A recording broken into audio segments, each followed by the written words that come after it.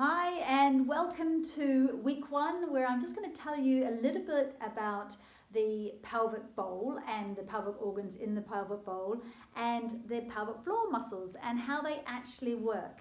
So I've got a little pelvis here I am going to demonstrate this bit with. So we have the pelvis, which is made up of these two iliac bones, and they connect at the front with the pubic symphysis here. So this is your pubic bone at the front. So it actually connects right in the center, the two sides of the pelvis.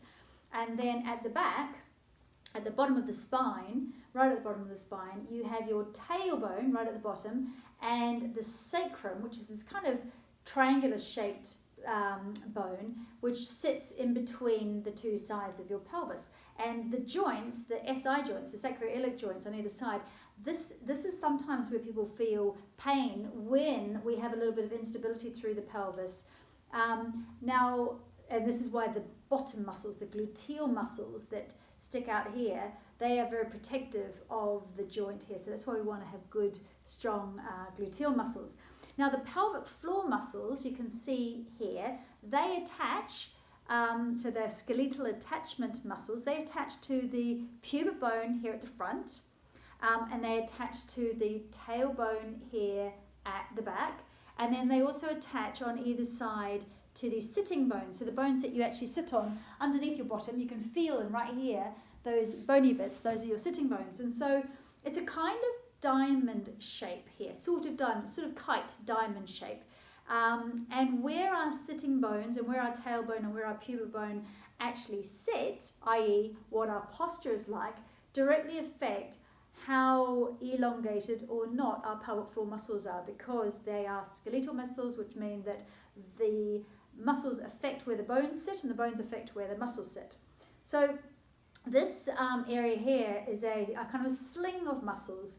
So there's 16 muscles there, and they work almost like a trampoline, or they should work almost like a trampoline. So they hold and cushion our pelvic organs, our bladder and our uterus, if we still have a uterus, and our bowel. So they sit sort of diagonally on top of each other within this pelvic bowl here, and then the pelvic floor muscles support them. And of course they also have the outlets. So the sphincter muscles, which are in the pelvic floor, the urethra for weeing, and we've got the vagina for birthing and for sex, and then we've also got the anus for elimination, the back end. So the pelvic floor muscles are incredibly important. They're small, but they're incredibly important. Inside the pelvic bowl, we also have other pelvic muscles, which are very important as well. The levator ani is one band of muscle. It's kind of like a lasso, and it attaches to the inside where the pubic bone is, and it wraps around the back of the organ, so around the back of the rectum, and holds the uterus in place and holds the bladder in place, and then back again onto the front, onto the other side of that pubic bone. So when we do pelvic floor exercises, we don't want to just influence these babies down here, but we also want to influence the strength of the muscles deeper into this pelvic bowl here. Now, with pelvic floor dysfunction, it's a very broad term, and it basically encapsulates everything from a little bit of leaking when you run, all the way through to urge incontinence or frequency, through to pain, real discomfort in the pelvic, anything in the pelvic bowl, through to elimination problems. So yes, dysfunction is a very, very broad term, and statistically we now think that nearly 80% of Western women will experience some form, and it is a spectrum like everything else, some form of pelvic floor dysfunction in their lifetime. So that's absolutely huge, and it's not talked about all that often. It is a lot more now, and of course now we have pelvic floor physiotherapists. So these are physiotherapists who work specifically, mainly with women, in the pelvic area, and they very much help women recover from birthing, and they're lifelong to help with pain, with dysfunction, from too tight muscles, but also from muscles that are not functioning properly, that have lost their elasticity. So that brings me on to talking about the two kind of spectrums of what's going on with the muscle fibers within the bowl. So we can have hypotonia, hypo meaning lack of, slackening. So hypotonic muscles, you imagine if my arm is just slack the whole time, or an elastic band has been stretched and stretched and stretched and it just doesn't ping back anymore. So you can get this kind of hypotonia from pregnancy, when there's just been pressure down on the pelvic floor for a long time. Doesn't need to necessarily be a vaginal birth that causes the hypotonia. Just the aging process. Unfortunately, when we hit the perimenopausal years, so from about our early 40s, and the estrogen starts to splutter out slowly. It normally lasts about 10 years or so until we go through actual menopause. But during this time, when progesterone has dropped and the estrogen is fluctuating every month, we find that the actual muscle fibers, they lose their elasticity because the whole of the pelvic area is very rich in estrogen. So obviously if the estrogen is dropping, we're not going to have that same plumpness to our muscle fibers. So it can be just aging and hormonal changes. We might have been doing too much heavy lifting, and maybe holding our breath or breathing in instead of breathing out, and not actually using our pelvic floor muscles as they're intended, instead putting a lot of pressure down, and over time those pelvic floor muscles just become weaker and weaker.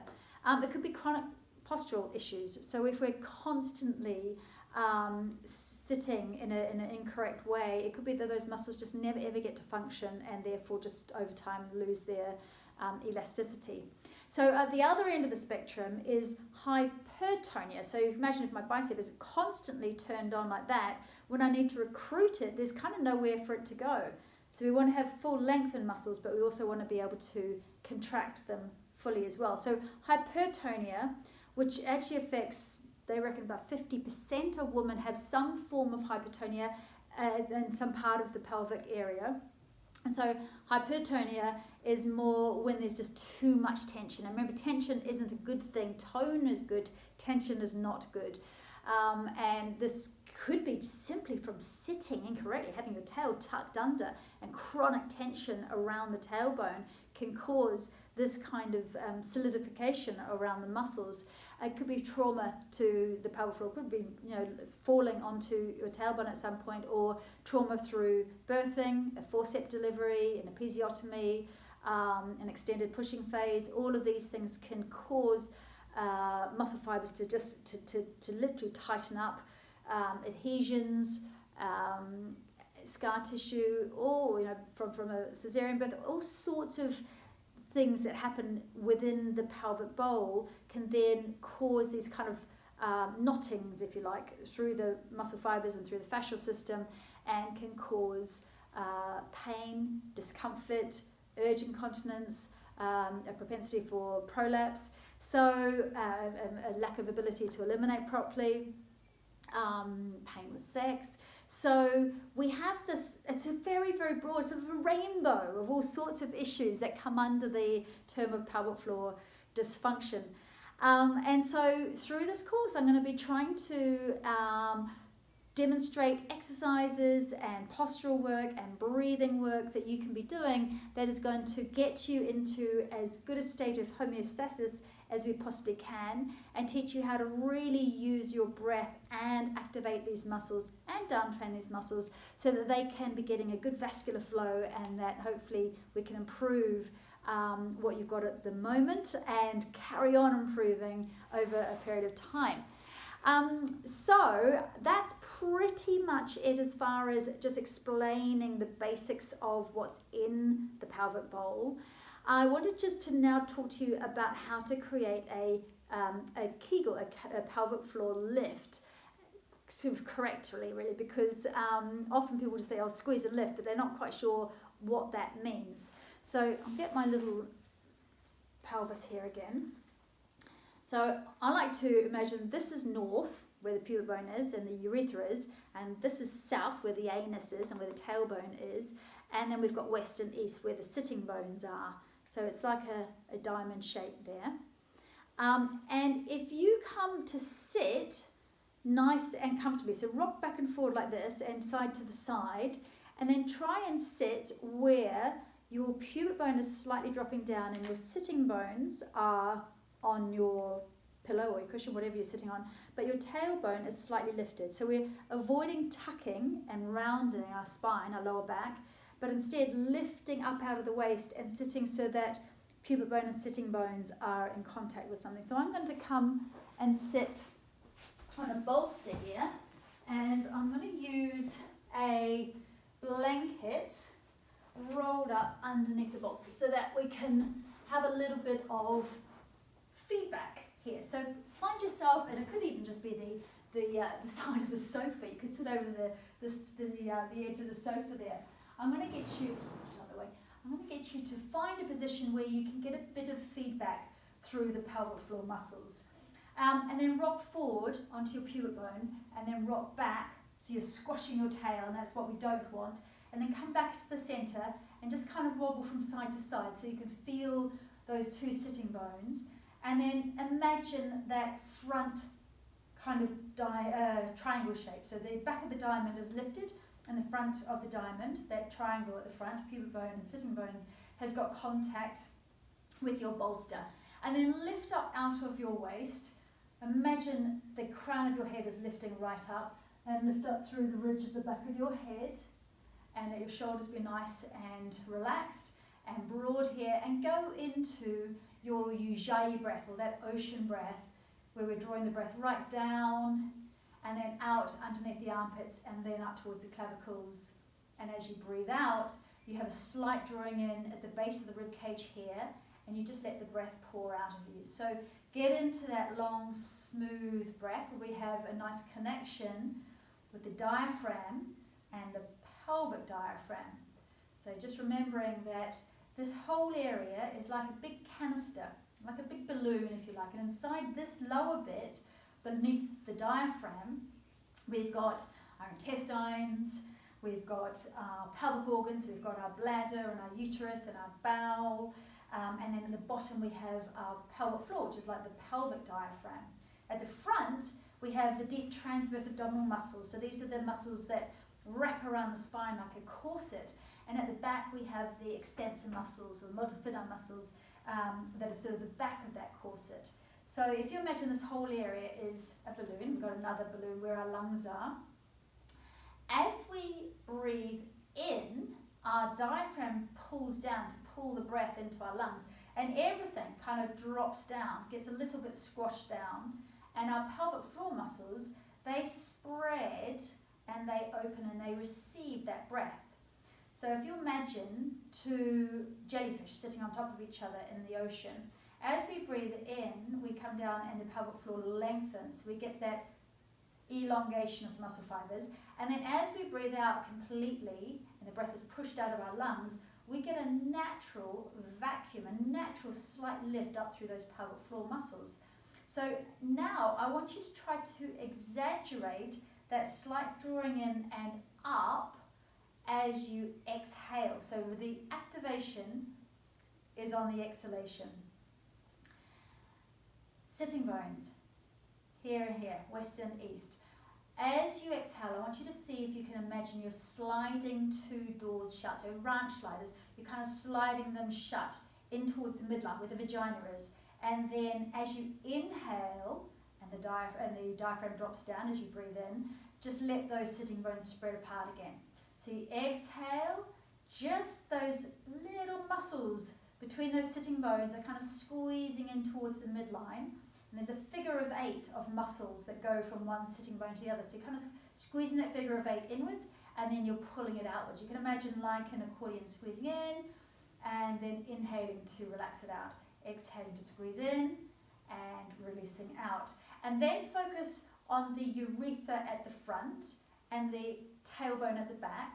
And as you exhale, imagine you're zipping inwards to the center, and then as you inhale, stretching out. So we're drawing inwards and then releasing out. And now try to take all 4 corners, drawing them all in at the same time, like you're hugging inwards and then releasing outwards. So as you exhale, you're drawing everything north, south, west and east inwards, And then as you inhale, stretching out. Just doing that a couple more times. Exhaling on the activation, inhaling to soften. Exhaling, drawing everything in, and inhaling to release. Good. So now we're going to take it up a notch, deeper into the pelvic bowl. So it's like you're picking up a tissue off the ground. So we're gathering everything in, and then we're zipping upwards through that vaginal tunnel, if you like, or through that lift shaft, right up towards the cervix.